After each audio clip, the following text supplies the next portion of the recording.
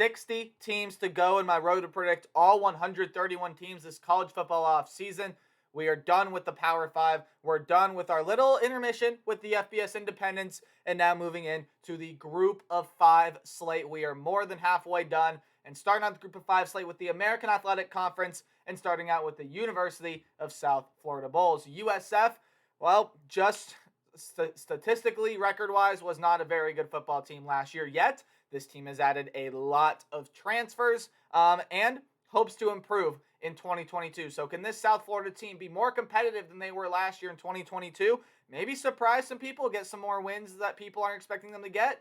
Or is this going to be another rough year for the University of South Florida? What's up, Tailgaters? My name is Tailgate Nate. Welcome to my channel. I'm predicting all 131 teams this college football offseason, which means I'm doing your favorite teams. Go ahead, hit the subscribe button, ring the bell so you know when that video gets uploaded. And for fans of the Bulls out there, you guys are going to know this team a lot more than me. So if you feel like I missed something, you want to add something, anything of the sort, leave it in the comment section down below. I'll be happy to hear with what you guys have to say. USF in 2022 is unfortunately my bottom and 11th ranked team in the American Athletic Conference because, simply put, this just was not a good football team a year ago. They were 2-10, 1-7 in conference, and their stat lines looked a little something like this. On the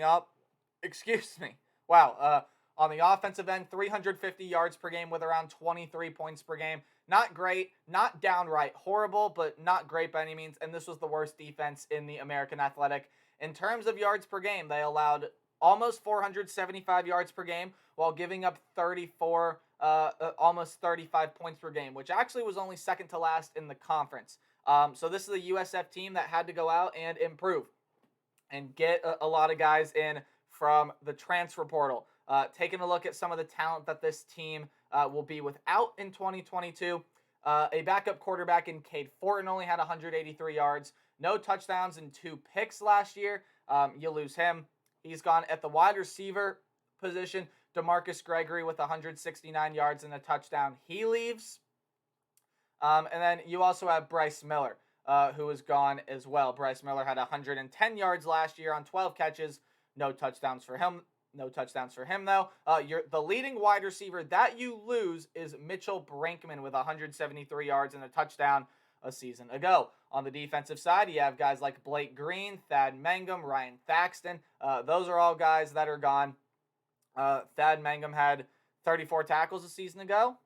Blake Green, 2.5 sacks a season ago. So definitely losing some production off of that defensive line. Linebackers. Oh, also a defensive lineman in Kelvin Pinkney gone as well. Linebackers, Damaris Bellamy and Andrew Mims. Couple names that are leaving there. Mims with 40 tackles a season ago. Bellamy with 30. And then in the defensive back group, you lose Isaiah Cromartie. And Isaiah Cromartie had only 18 tackles with 1 pass defended a season ago. And this is a USF team that is losing some numbers on both sides of the ball, but they do return a lot of their better talent. They really do. Timmy McClain was the starting quarterback a year ago for most of the year, or I believe all of the year even, had 1,888 yards, 5 touchdowns, 7 interceptions. Again, not great stuff from him, but also did have 238 rush yards and 4 touchdowns. So there you go. You get him coming back, but you also get the transfer over from Baylor a year ago. Gerry Bohanon is coming into town.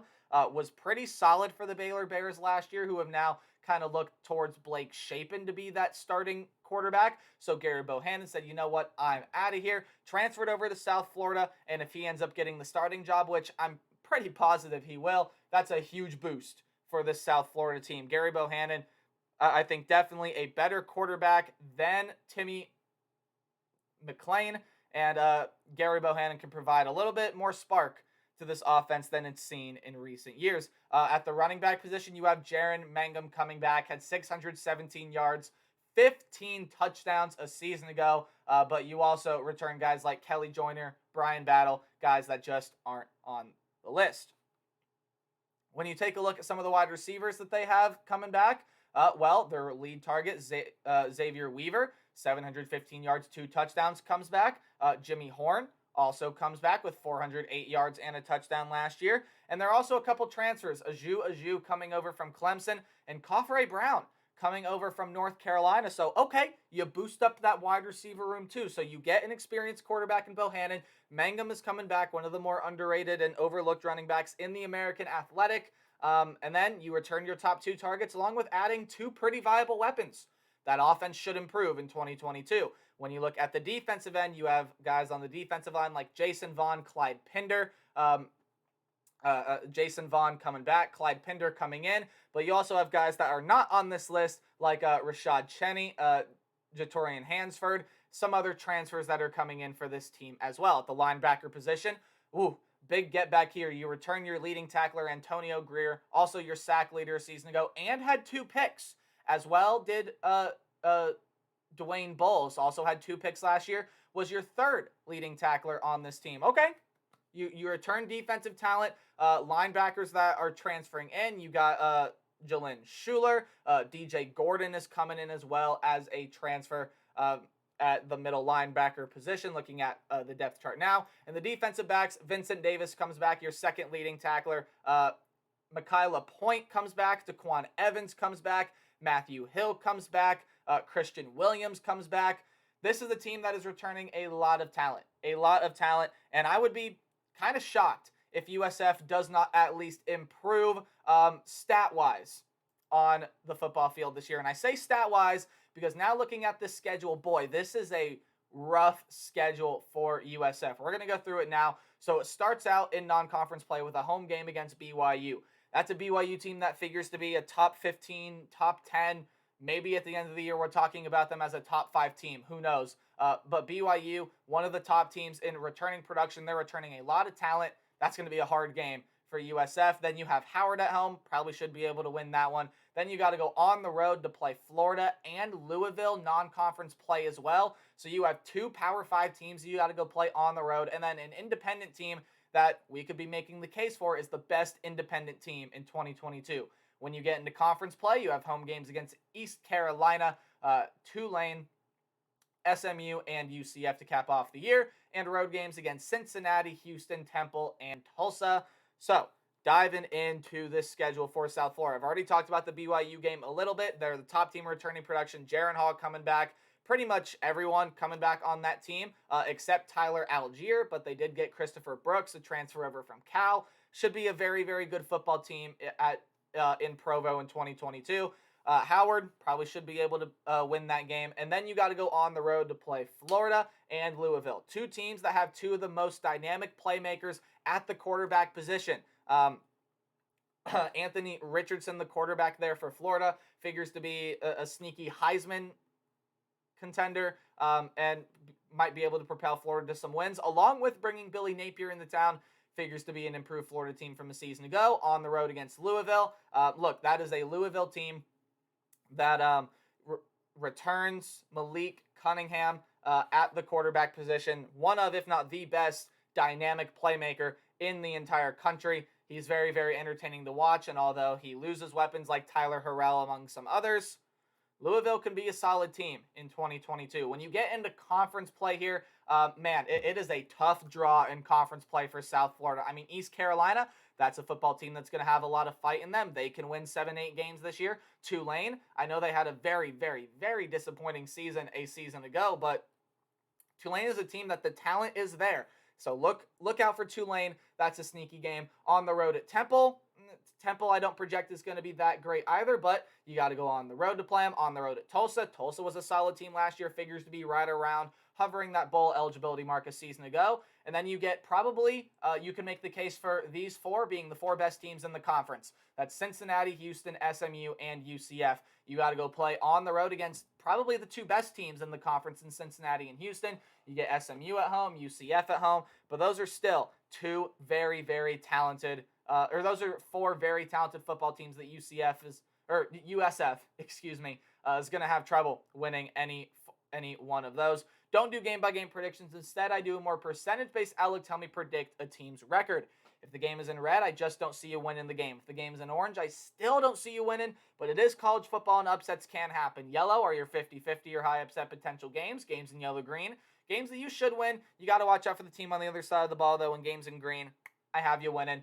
So probably should be able to beat Howard, and that's one win right there. I think a good goal for this South Florida team, though, probably going to end up being around 4 or 5 wins, especially for the talent that is here. But, man, this is just a tough schedule. I mean, I have BYU in red. I don't see you winning that one. I have Florida in red, although you could put that game in orange. I don't see you winning that one, and I don't see you beating Louisville on the road either. That game could be in red, but yet I have it in orange. On the road at Cincinnati, I just don't see a win in that. On the road at Houston, don't see a win in that. And the only reason SMU and UCF are in orange are because South Florida plays them at home.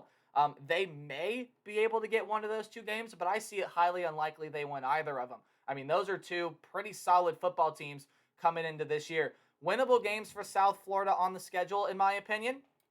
East Carolina at home. I know the game is in orange, but again, it's college football, and that's the first week of October. In fact, the first day of October, and you know how college football gets in October. It's chaos. Maybe we see some upset that not a lot of people pay attention to here, but East Carolina is a team that's going to fight, that has a lot of drive will. That's why that game is in orange. But if you want to look for more winnable games on the schedule, I think Tulane at home. I think South Florida can beat the Green Wave there in their own stadium. On the road against Temple, I don't project Temple's going to be that good. I think that can be a winnable game. And then on the road at Tulsa, Tulsa was pretty solid last year. I don't know how well Tulsa's going to fare this year, though, losing some talent.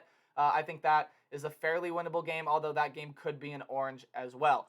All in all, when I look at this South Florida team, I do see improvement, right? Gerry Bohanon coming in at quarterback, I think is a great pickup. I like the play of Jaron Mangum. You return your top 2 targets along with some better weapons than you had a season ago. Your defense brings in a lot of transfers that boosters the defensive side of the ball. There's a lot to like about this South Florida team. But I feel like this South Florida team, while their product on the football field is going to be better, with this schedule, I don't know that it necessarily translates to more wins for South Florida yet in 2022. Keep this recipe up, and I think South Florida can have a 4 or 5, maybe 6-win season in 2023. This is just a tough schedule, a tough draw. I have them going 2-10 yet again in 2022. Now, I could be fully underestimating this team, and maybe there are some more winnable games on the schedule I just haven't mentioned, but I mean, this is just a tough schedule for South Florida. My floor for them is 1-11. I mean, if the wheels just fall off the bus, right? But again, I do think 5-7 is possible. Now, according to my percentages, they're going to have to pull off an upset to do that, but it's possible. 2-10 is what I got for South Florida in 2022. Thank you guys so much for watching. Be sure to like, comment, subscribe. Anything like that helps support the channel. And remember to play hard but tailgate harder. I'll see all you guys in the next video. Goodbye.